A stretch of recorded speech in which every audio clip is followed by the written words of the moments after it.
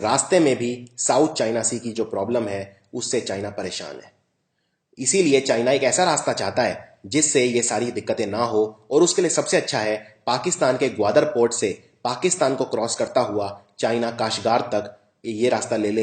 ये छोटा भी पड़ेगा और साउथ चाइना सी की प्रॉब्लम भी नहीं होगी, इसमें चाइना का खर्चा भी बहुत कम होगा, और चाइना मिडल ईस्ट से ज़्यादा अच्छे संपर्क बना पाएगा। एशियन कंट्री से, जो सेंट्रल एशियन कंट्रीज हैं, इससे ज़्यादा अच्छा अपना व्यापार बढ़ा पाएगा।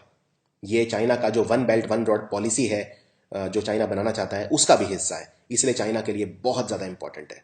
चाइना का जो पश्चिम हिस्सा है वहां तक आसानी से ट्रेड रूट चाइना अपने ईस्टर्न पार्ट में ले जा पाएगा, और चाइना अपना जो वेस्टर्न एरिया है जहां पर सिर्फ 6% आबादी रहती है उसे भी डेवलप कर पाएगा, क्योंकि जो ट्रेड रूट है अब, पहले तो ईस्ट चाइना तक था इसलिए ज्यादातर जो आबादी थी इस एरिया में बस गई, लेकिन जब इस एरिया में भी चाइना का संपर्क होगा मिडल ईस्टर्न कंट्री से और बाकी सेंट्रल एशियन कंट्री से, तो चाइना का ये वाला पार्ट भी डेवलप होगा, इंडस्ट्रियलाइज हो पाएगा।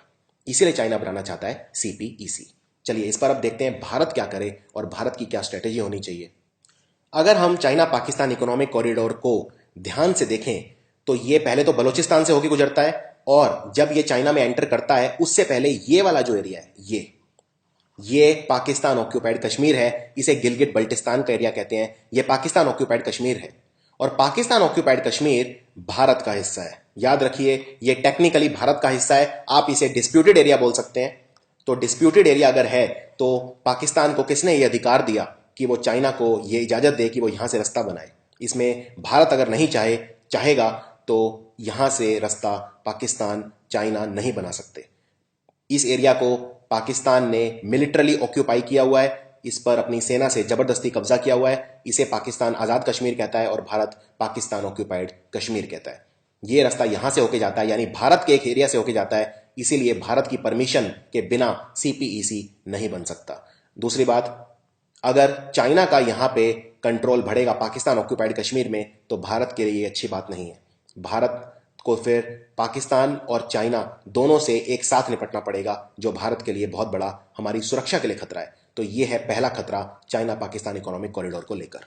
दूसरा सबसे बड़ा खतरा भारत के लिए यह है कि ग्वादर पोर्ट से सिर्फ 72 किलोमीटर की दूरी पर भारत अपना पोर्ट बना रहा है, डेवलप कर रहा है ईरान के अंदर। यह है पाकिस्तान, यह है अफगानिस्तान और यह है ईरान। तो अफगानिस्तान से होता हुआ एक रास्ता है जो ईरान को ट्रेवल करता हुआ यहां पर आता है समुद्र के पास, इसे बोलते हैं छाबार बंदरगाह।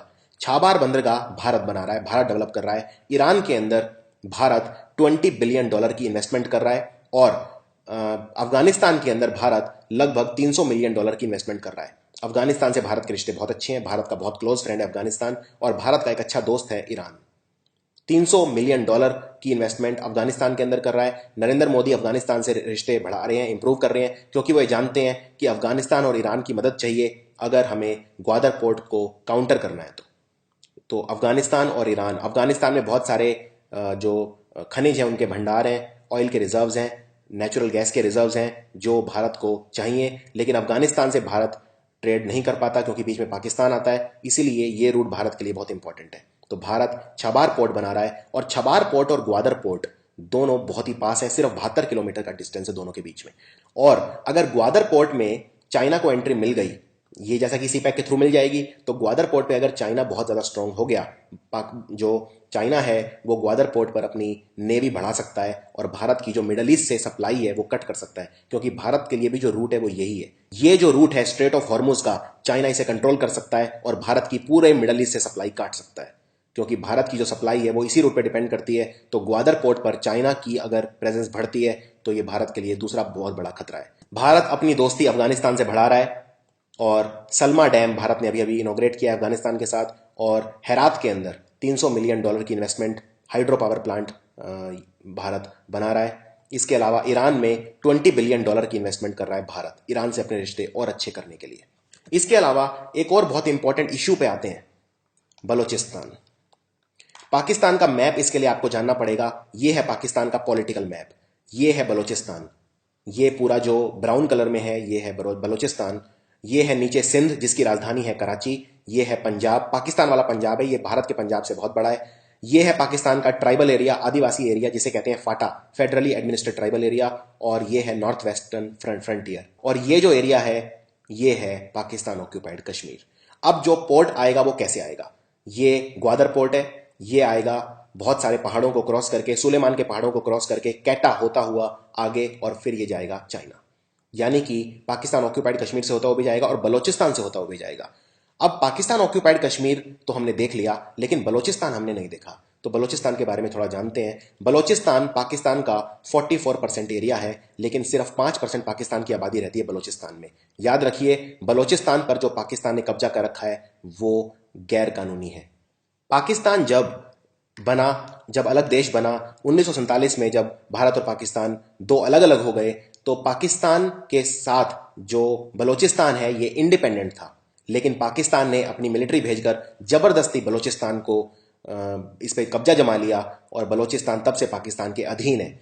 बलोचिस्तान जो है, यहाँ पर बहुत ज़्यादा जो नेचुरल गैस, मिनरल्स, इसके भंडार हैं। पूरी पाकिस्तान की इकोनॉमी बलोचिस्तान सपोर्ट करता है, और बलोचिस्तान में जो लोग रहते हैं जैसे बलोच, पश्तून, इनको बहुत ज़्यादा गरीबी के अंदर रखा जाता है। बलोचिस्तान पे जो कब्जा है पाकिस्तान का वो गैर कानूनी, गैर अधिकृत है, और बलोचिस्तान में ह्यूमन राइट्स वायलेशन बहुत ज़्यादा है, यानी मानवाधिकारों का हनन बहुत ज़्यादा होता है। वहाँ के जो लीडर हैं उन्हें जान से मार दिया जाता है। इनफैक्ट बलोचिस्तान को आज़ाद करवाने के लिए बहुत सारी ऑर्गेनाइजेशन है, जिनमें सबसे मुख्य है बलोचिस्तान लिबरेशन आर्मी, और पार्टी है जिसको बोलते हैं Balochistan Republican party. Balochistan Republican party के जो नेता हैं अकबर बुगती, उनको 2006 में पाकिस्तान आर्मी ने मार डाला, और इनके जो पोते हैं ब्रह्मदो भुगती, वो अब यहाँ से जान बचाकर भागे हुए हैं और विदेश में रहते हैं। तो पाकिस्तान ने बलोचिस्तान में जिस तरह से ह्यूमन राइट्स वायलेशन किए हुए हैं वो बहुत ही ज़्यादा है। मानवाधिकारों का जो हनन है वो बहुत ज़्यादा है। इसके अलावा बलोचिस्तान आज़ादी के लिए पुकार रहा है। नरेंद्र मोदी ने अभी अभी एक बहुत अच्छी चीज़ की, अपना जो लाल किले से एड्रेस दिया 15 अगस्त में, उसमें बलोचिस्तान को सपोर्ट किया, और बलोचिस्तान में एक नई जान इसमें आ गई है। बलोचिस्तान में कुछ इंटर ट्राइबल कन्फ्लिक्ट भी होते हैं, यानी बलोचिस्तान में जो शिया और सुन्नी है उनके बीच भी काफ़ी ज़्यादा विवाद होता है, काफ़ी ज़्यादा लड़ाइयाँ होती हैं। ज़्यादातर जो बलोचिस्तान में मुस्लिम है वो सुन्नी है, लेकिन कुछ शिया भी हैं। और तालिबान से कुछ जो लड़ाके भागकर बलोचिस्तान आ गए थे वो अल-कायदा ग्रुप के थे, और अल-कायदा आप जानते हैं सुन्नी आतंकवादी संगठन है। तो इन्होंने जो शिया है वहाँ पर काफ़ी मारकाट की, काफ़ी ज़्यादा उनकी जो मस्जिदें थी वो तोड़ी और उनके लोगों को मारा।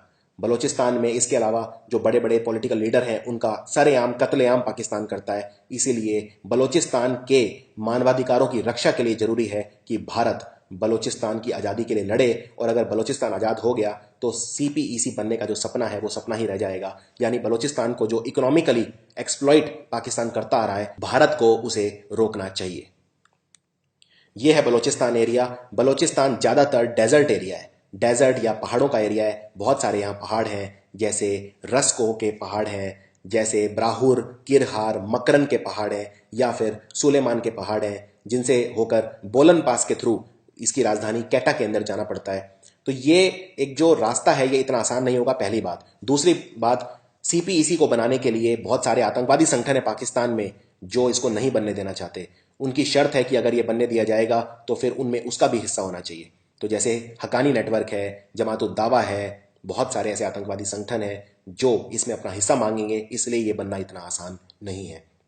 इनफैक्ट चाइना इस पर पुनर्विचार भी कर रहा है, क्योंकि इसकी जो कॉस्ट है बनाने की वो भी बहुत ज़्यादा है, $46 बिलियन, और इसके लिए जो पाकिस्तान की मिलिट्री है उसे आतंकवादियों के साथ नेगोशिएशन भी करना पड़ेगा। तो कुछ इसमें रुकावटें भी आ रही हैं, इस बात का भी हमें ध्यान रखना है। तो सम अप करते हैं। सबसे पहला मुद्दा है बलूचिस्तान का।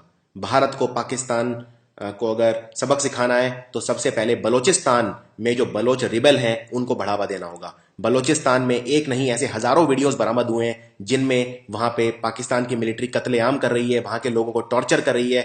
आप इससे अंदाजा लगा सकते हैं कि बलूचिस्तान आज पाकिस्तान की इकोनॉमी को सपोर्ट करता है। बलूचिस्तान के जितने भी मिनरल्स हैं, नेचुरल गैस हैं, पेट्रोल के भंडार हैं, वो पाकिस्तान की अर्थव्यवस्था को मजबूत करते हैं। जबकि बलूचिस्तान की जो पब्लिक है, बलूचिस्तान में रहने वाले जो लोग हैं, जो ट्राइबल लोग हैं, वो एक्सट्रीम पॉवर्टी में, गरीबी के अंदर रहते हैं। बलूचिस्तान में ऐसी ऐसी ग्रेव्स मिली हैं, ऐसे दफन करने वाले स्थल मिले हैं जहां से हजारों कंकाल बरामद हुए हैं जिनका कोई रिकॉर्ड नहीं है। बलूचिस्तान में बहुत सारे पॉलिटिकल लीडर्स हैं जिनको मौत के घाट उतारा गया है, जैसे अकबर बुगती। और इस वक्त नरेंद्र मोदी ने सबसे अच्छी चीज की वो ये की कि लाल किले से बलूचिस्तान को सपोर्ट किया। बलूचिस्तान आज भारत की तरफ बड़ी उम्मीदों से देख रहा है। बलूचिस्तान की इस पुकार को भारत को सुनना चाहिए। दूसरा सबसे बड़ा इशू है चाइना का। चाइना से भारत को जो खतरा है वो बढ़ जाएगा। ग्वादर पोर्ट पर भी, छबार पोर्ट को जो काउंटर करेगा चाइना उस पर भी, और पाकिस्तान ऑक्यूपाइड कश्मीर के अंदर भी। पाकिस्तान ऑक्यूपाइड कश्मीर भारत का हिस्सा है, तो फिर भारत क्यों इजाजत दे। और एक दूसरा व्यू भी है, वो ये है कि भारत में कुछ ऐसे लोग हैं जो ये कहते हैं कि हमें शांति वार्ता पाकिस्तान से रखनी चाहिए। चाहे पाकिस्तान भारत में कितना भी टेररिज्म करे, लेकिन बातचीत का दरवाजा हमेशा खुला रखना चाहिए। अगर सीपीईसी बनेगा तो पाकिस्तान इकोनॉमिकली बहुत मजबूत हो जाएगा, और अगर पाकिस्तान बहुत इकोनॉमिकली मजबूत हो जाएगा तो वहां पर टेररिज्म उल्टा कम हो जाएगा, क्योंकि विकसित देशों में टेररिज्म रिलेटिवली कम होता है। इसीलिए अगर पाकिस्तान डेवलप हो गया तो भारत और पाकिस्तान के बीच जो रिश्ते हैं वो बहुत अच्छे हो जाएंगे।